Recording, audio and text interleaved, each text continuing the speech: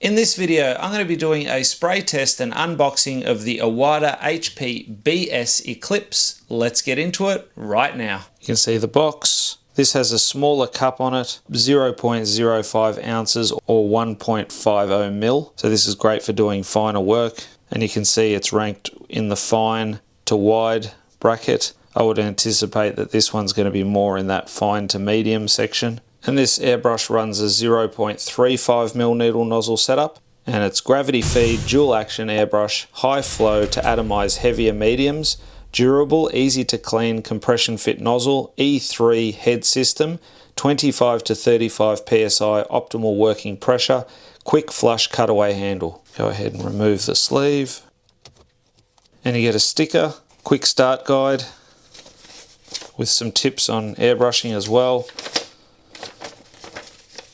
The spray test, which is completed before the product ships from the factory. Get the Iwata spanner, a small tube of super lube, and the brush itself. You can see it's got the cutaway handle, nice smooth trigger action, and there's that 1.5mm cup. So I'm going to take the air cap off and spray test the HP.BS. And this one runs the 0.35mm needle nozzle setup, so same as the HP.CS Eclipse, and the optimal working pressure is 25 to 35 psi. I'm using some pre-thinned Trident paint, and I'm running at around that 30 psi mark.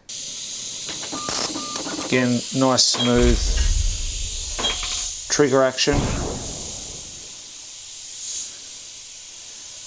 What I do love about the Iwata is that when you pull back on the trigger, it's instant.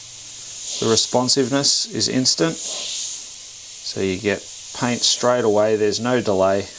The good thing about these smaller cups is you can also see when you're doing real fine detail. So similar to if you were using, say, a side feed airbrush, they also have that benefit.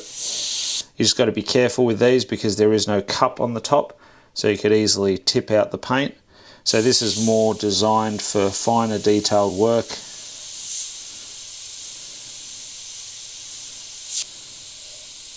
You can see I can get nice fine dots. It's trailing a little bit, but yeah, you can go really fine. Getting a little bit of tip drying. It's quite humid here today. So to fast track your learning, you can definitely check out our online airbrushing course at airbrushasylum.thinkific.com.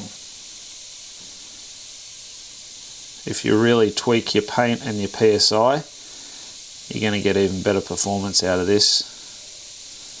You can see you can definitely get fine lines, almost the same as a micron. And even though it goes so fine, you can still get decent coverage out of it. Just come back further from the surface. And a lot of people think that you haven't got a lot of time to paint when you've got a smaller color cup, but the airbrush atomizes so fine that I've still got about a quarter of that paint left.